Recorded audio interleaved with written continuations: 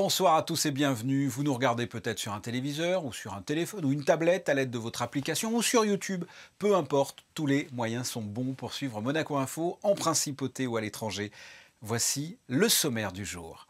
Les résultats du bac, les très bons résultats du bac plus exactement, vont être dévoilés dans quelques instants. Ça vient de tomber.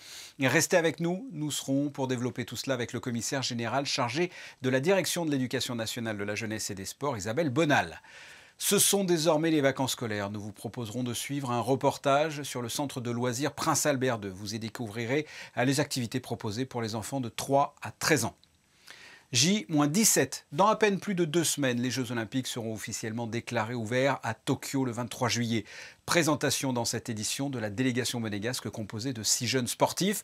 Et nous écouterons à ce sujet le Prince Albert II. Ça va mal, le climat va mal. Il suffit de regarder le dôme de chaleur qui sévit en ce moment au Canada. Le groupe d'experts intergouvernemental sur l'évolution du climat le dit dans un rapport dont des extraits ont fuité dans la presse. Le pire serait à venir. Pour nous expliquer tout cela, dans quelques minutes, un membre justement de cet organisme onusien, le GIEC, François Gémen. Nous ouvrons ce journal et ça vient de tomber avec les résultats du bac en principauté. Isabelle Bonal, bonsoir. Bonsoir. Ça y est, on y est, c'est la fin de l'année et en plus vous venez d'avoir les résultats du bac. Que peut-on constater concernant le baccalauréat 2021 ? Écoutez, c'est un très bon cru et je suis vraiment très fière de nos élèves, très fière des professeurs, des chefs d'établissement, de mon personnel, parce qu'on a passé une année très difficile avec la crise sanitaire et ça n'a pas été facile pour les élèves de répondre présent tous les jours avec un masque. Donc, nous avons évité non seulement des clusters, mais en plus, ils ont obtenu de très bons résultats. Alors, pour vous dire, en section générale, on avait en tout 280 candidats. Eh bien, nous avons eu 100% de réussite, que ce soit pour le lycée Albert Ier ou que ce soit pour le lycée François d'Assise Nicolas Barré. Nous avons eu 61 mentions très bien, 116 mentions bien et 88 mentions assez bien, ce qui est remarquable, c'est-à-dire 265 mentions sur 280 candidats qui ont concouru. Pour ce qui concerne le bac professionnel, de très bons résultats aussi. Nous avons 98 candidats qui l'ont passé au lycée technique hôtelier de Monaco. Oui. Un seul candidat est au rattrapage. Donc nous avons eu 77 mentions pour 98 candidats, ce qui est tout à fait remarquable. Donc là encore, 12 mentions très bien, 31 mentions bien, 34 mentions assez bien. Un rappel, qu'est-ce que ça a changé par rapport aux autres années? Qu'est-ce que la crise sanitaire a changé sur le mode de fonctionnement du bac? Ce n'est pas la même formule que les années traditionnelles. Déjà, cette année, ils ont passé non seulement un contrôle continu qui correspond à 40% de la note, mais on a eu 60% de la note qui correspond à une épreuve de philosophie qu'ils ont eu donc à passer. Mais là encore, la France a estimé qu'au vu de la crise sanitaire et comme en France, souvent les élèves n'étaient pas présents à l'école, c'est en fait la meilleure des 2 notes qui a compté, qui a été comptabilisée. C'est-à-dire que ceux qui avaient une meilleure note lors de l'épreuve traditionnelle du baccalauréat l'ont gardée. Ceux qui ont une mauvaise note ont pu conserver la note du contrôle continu. Ils ont passé aussi 2 spécialités et le fameux grand oral. On vient de faire le bilan du baccalauréat. J'aimerais que l'on fasse le bilan de l'année pour la DENJS. C'était pas gagné en début d'année. Alors, on a quand même oublié la série technologique. Parlons-en, parlons donc, nous de la série avons eu technologique. 67 candidats qui ont donc passé cette série. Un seul élève en rattrapage, ce qui est pas mal du tout. Donc, 67 candidats, 50 mentions. Donc là encore, on peut dire que c'est un très très bon résultat. Donc moi, ce que je peux dire, c'est que malgré la difficulté de l'année, malgré les problèmes de la crise sanitaire, nous n'avons pas démérité encore cette année et nous avons eu encore de meilleurs résultats que l'année dernière parce que l'année dernière, on n'avait pas obtenu tout de suite 100% au premier tour, au premier groupe. Et cette année, on a pu obtenir ce très très bon résultat. Quelles ont été les complexités tout au long de cette année scolaire, une année si particulière? Ça n'a pas toujours été facile, c'est quand même pas une jeunesse à qui on permet tout. Quand on passe son baccalauréat, généralement, bon, c'est sûr, on passe le bac, mais on est insouciant, on peut pratiquer du sport. Ils ont été quand même sauf les classes de terminale, bien entendu, les classes d'examen, pratiquer du sport en dehors de l'école. Là, il n'avait que l'école, la maison, l'école. Donc je comprends que pour des jeunes, c'est pas facile, hein. Nous, que ce soit avec l'aide des psychologues, des assistantes sociales, des professeurs, des chefs d'établissement, des infirmières. Vous savez, c'est un tout. Nous, on fait en sorte que nos élèves, on ne se contente pas de leur prodiguer des cours, hein. Il faut aussi qu'on les aide à surmonter des périodes difficiles de la vie. Là, ce sont les vacances, mais j'imagine que l'on prépare déjà la rentrée prochaine. Comment est-ce qu'elle s'annonce, cette rentrée, cette nouvelle rentrée scolaire? Pour le moment, elle s'annonce bien. Elle s'annonce bien. Nous avons des tas de demandes d'élèves déjà qui veulent venir chez nous. Ça veut dire qu'ils croient au système monégasque, hein, l'éducation nationale. Donc cette rentrée scolaire s'annonce bien, tant au niveau du recrutement des professeurs, mise en place de la crise sanitaire. Maintenant, on est rodé. Je pense qu'on peut être plus optimiste cette année que nous l'étions l'année dernière. Maintenant, il faut rester très vigilant, très prudent. Dans la mesure où on a surmonté cette vague, je pense que maintenant, on est mieux préparé. Donc, comme je suis de toute façon d'un tempérament plutôt optimiste, j'envisage avec sérénité la rentrée scolaire. Isabelle Bonal, merci. Merci beaucoup. Au revoir. Au revoir. On vient de parler des résultats de cette fin d'année scolaire. Place aux vacances et au centre de loisirs Albert II qui accueille depuis la fin de semaine dernière les enfants de la Principauté. Sandrine Nègre et Sylvain Péroubal se sont rendus sur place pour découvrir les activités proposées. Reportage. Elles sont nombreuses et surtout très variées. Les disciplines proposées par le centre de loisirs Albert II peuvent être sportives et traditionnelles, comme ici le tennis, ses parcours ou encore le golf. Sportive et atypique, la preuve avec la crosse québécoise, ou encore qui mêle sport et esprit du Sud. Il s'agit bien sûr de la pétanque et vous allez l'entendre, les règles ont rapidement été assimilées. Tu lances une boule à la fois et au tout début tu lances un cochonnet et la boule la plus proche gagne et gagne 3 points. La deuxième 2 points et la troisième 1 point. Tu aimes venir ici au centre de loisirs ? Oui, j'aime bien.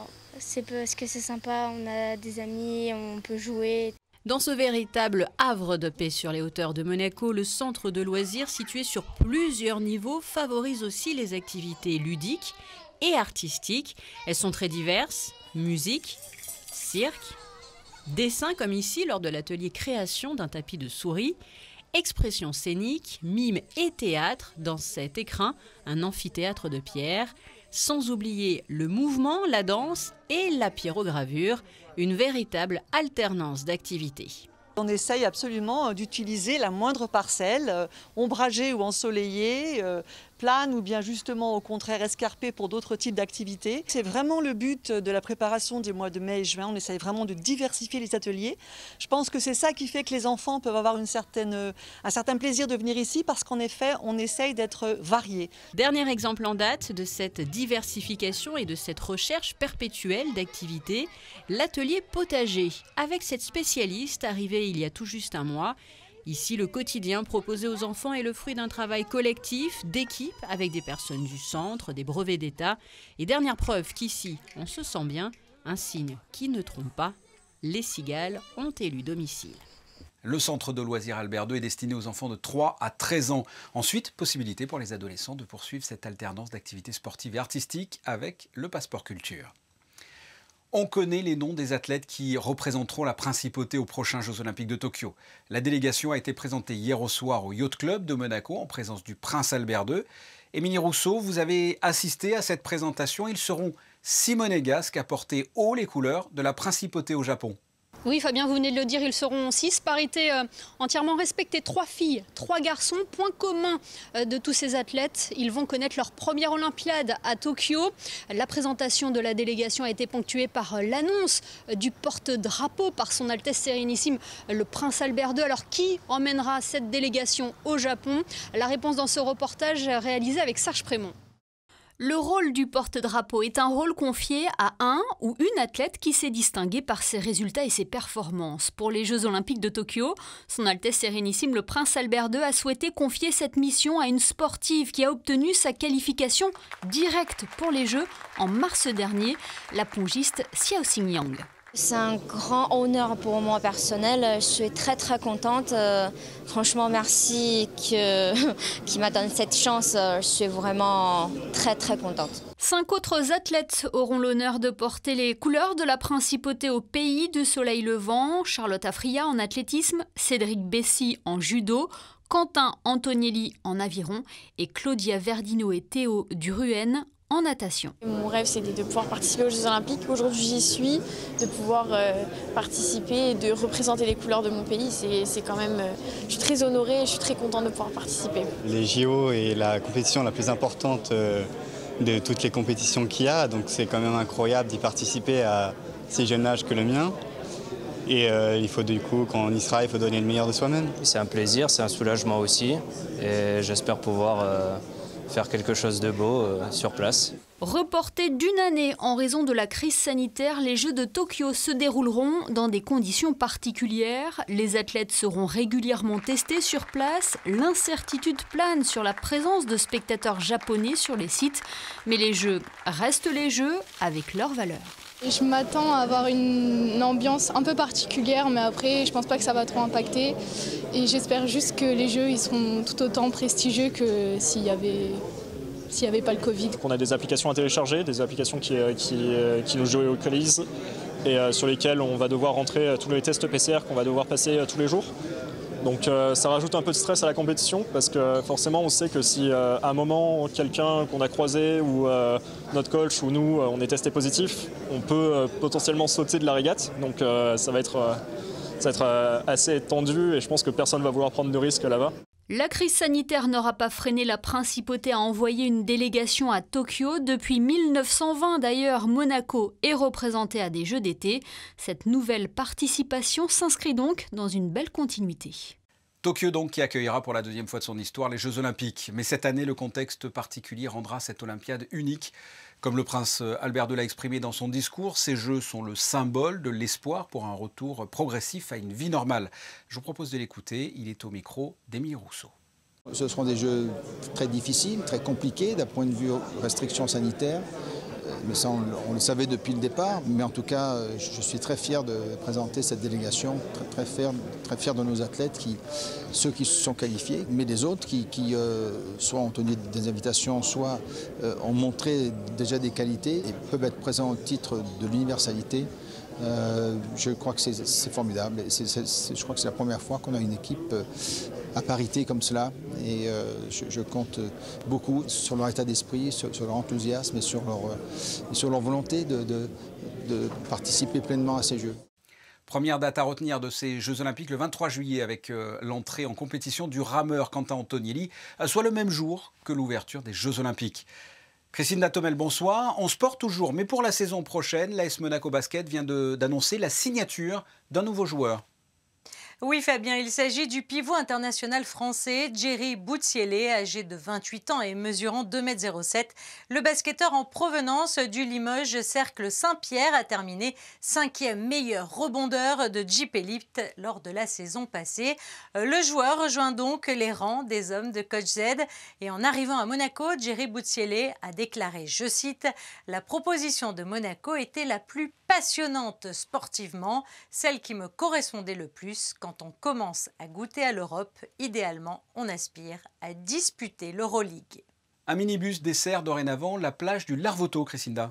Oui, conjointement à l'ouverture du nouveau complexe balnéaire du Larvoto, le gouvernement et la compagnie des autobus de Monaco ont souhaité offrir un service ludique et gratuit, une navette 100% électrique desservant l'avenue Princesse Grace pendant toute la durée de la période estivale.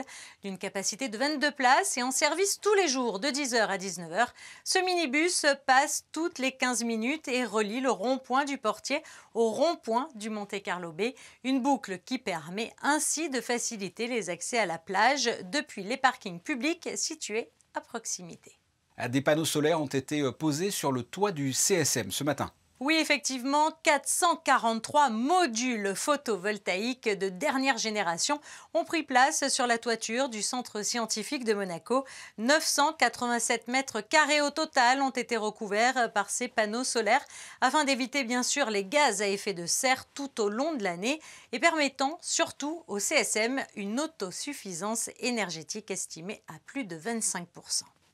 Merci Christinda. Des panneaux solaires au CSM. On reste finalement sur cette même thématique, le soleil, ou plus précisément le réchauffement climatique. Avec nous ce soir un membre du GIEC, le groupe d'experts intergouvernemental sur l'évolution du climat. François Gemène, bonsoir. Bonsoir. Première question hyper générale, mais j'aimerais que l'on fasse un constat ensemble, tout simplement, sur le réchauffement climatique. Où en est-on ? Bien, la réalité qu'on observe un peu aux quatre coins du monde confirme malheureusement chaque jour ce que les projections du GIEC avaient prédit il y a de cela 20 ou 30 ans, à savoir que nous avons déjà gagné à peu près 1,2 degré Celsius de température par rapport à la moyenne des températures de l'époque pré-industrielle, que d'ici une quinzaine d'années, nous atteindrons 1,5 degré et que la concentration de gaz à effet de serre dans l'atmosphère, qui donc provoque ce réchauffement de température, atteint désormais 420 parties par million. Nous savons que si nous devons limiter le réchauffement climatique à 2 degrés d'ici la fin du siècle, ce qui est l'objectif de l'accord de Paris, nous devons absolument stabiliser cette concentration à 450 parties par million maximum.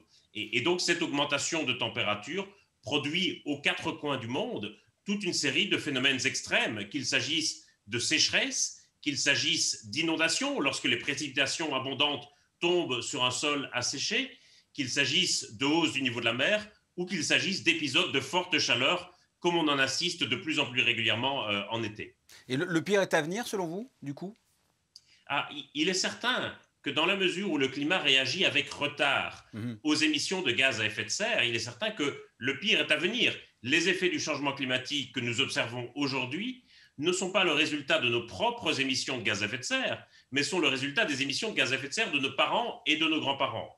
Or, comme nos émissions de gaz à effet de serre n'ont pas cessé d'augmenter jusqu'à l'année dernière, eh bien, les impacts du changement climatique vont forcément s'aggraver au cours des prochaines années. Ça veut dire que ce qui nous paraissait exceptionnel jadis devient aujourd'hui la nouvelle normalité. Ça veut dire qu'il faut absolument s'adapter à ce climat que nous avons transformé de manière irréversible.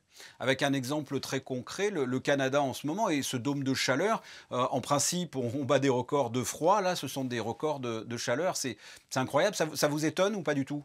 Bien entendu. Ce qui m'étonne effectivement, c'est l'accélération de ces phénomènes. D'habitude les records de chaleur sont battus de quelques centièmes ou quelques dixièmes de degrés. Ici le record de chaleur au Canada est battu de 4 degrés d'un coup. Et il faut comprendre que le changement climatique va véritablement exagérer, exacerber et aggraver des phénomènes que l'on connaissait déjà par le passé. Le phénomène des dômes de chaleur existait déjà, bien entendu, avant le changement climatique, mais il s'en trouve exacerbé ici. Et évidemment, nous aurons le même type d'épisode en France et à Monaco. Et ça va se traduire comment ? Donnez-nous des exemples de ce qui peut se passer, je ne sais pas moi, de la neige dans le Sahara, de ces records de chaleur au Canada. Comment va être le monde de demain au niveau climatique ? Alors, il va y avoir évidemment de plus en plus d'épisodes de chaleur qui vont se faire sentir très durement dans les villes. Il va y avoir une transformation de l'agriculture, en quelque sorte. Le climat va remonter de quelques latitudes et donc les cultures qui sont cultivées à certaines latitudes vont changer. Ça aura un gros impact en France, par exemple, pour la question des vignobles. Il y aura des problèmes d'enneigement dans les stations de ski. Et puis surtout, et je crois que c'est surtout comme cela qu'on le verra, les catastrophes naturelles vont devenir de plus en plus fréquentes et violentes. Et donc des catastrophes comme des inondations ou comme des feux de forêt, qui sont communes en Europe, vont devenir plus fréquentes et plus violentes surtout. Je me rappelle, à la fin du premier confinement, l'année dernière, on expliquait que la crise sanitaire avait amélioré la situation environnementale. Et puis finalement, au bout du compte, j'ai lu très récemment que cette crise sanitaire avait eu un impact très très faible, voire aucun impact. Qu'en est-il ?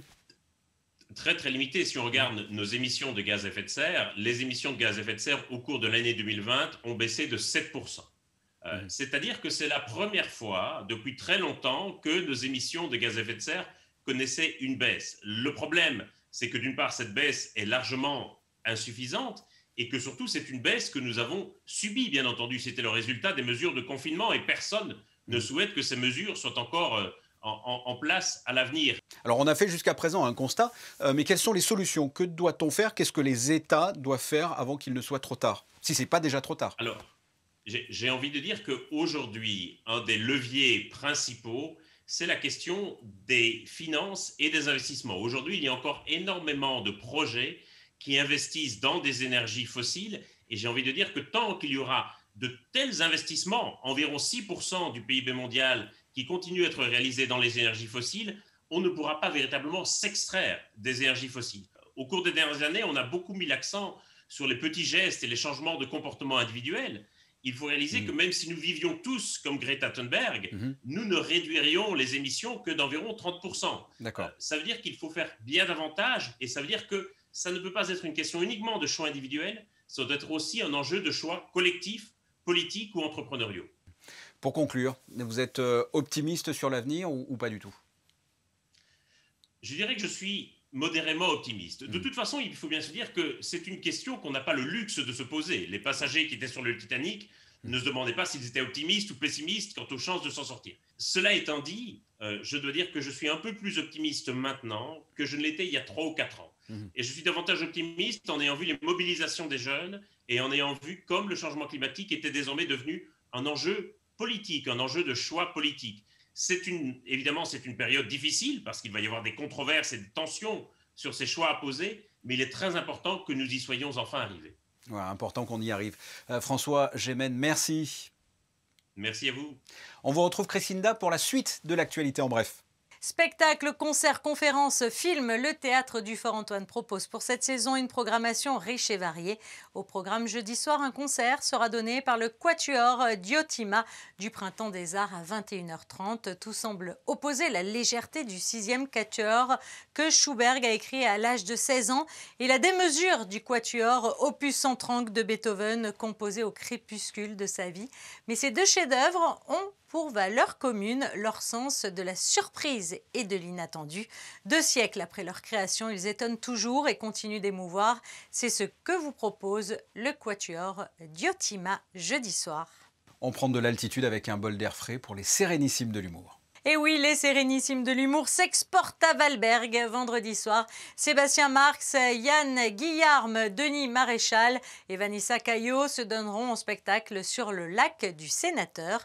Samedi, ce sera au tour de Louise Bourriffet et de Célig d'assurer les sketchs pour le plus grand plaisir des spectateurs. Des ateliers jeunesse sont proposés au Grimaldi Forum cet été. Effectivement, du 12 au 23 juillet, de 10h à midi ou de 14h à 16h, ces ateliers ludiques sont ouverts aux enfants de 7 à 11 ans. Chaque jour, une thématique est proposée aux petits, le dessin modèle, le portrait, le modelage, la sculpture sur fil de fer ou encore la nature morte. L'apprentissage de chaque méthode sera enseigné aux tout petits. Et enfin, les prévisions météo. Quel temps va-t-il faire demain ? La journée de mercredi sera clémente et se partagera entre moments de soleil et passages nuageux. Une légère brise soufflera tout au long de l'après-midi avec parfois quelques rafales atteignant les 17 km/h. La température de l'eau sera à 24. Le thermomètre, quant à lui, oscillera entre 21 et 29 degrés. Le soleil se lèvera à 5h54 et se couchera à 21h16. Mercredi, nous fêterons les Raoul. Merci Crescinda. Vous avez vu dans ce journal la délégation monégasque qui se rendra aux prochains Jeux Olympiques. La délégation australienne se prépare également à ce rendez-vous qui dépasse toutes les frontières, telle que la championne du monde au lancer du javelot, Kaisley Lee Barber. Ce sont les photos du jour de Manuel Vitali. L'Australienne s'entraînait à Nice dans le stade Charles Herrmann en vue du prochain meeting Hercules de vendredi que nous suivrons sur Monaco Info. Ce journal est terminé. Merci de votre fidélité. La suite de vos programmes. Quant à nous, nous nous retrouverons mercredi 19h. En attendant, portez-vous bien. Au revoir.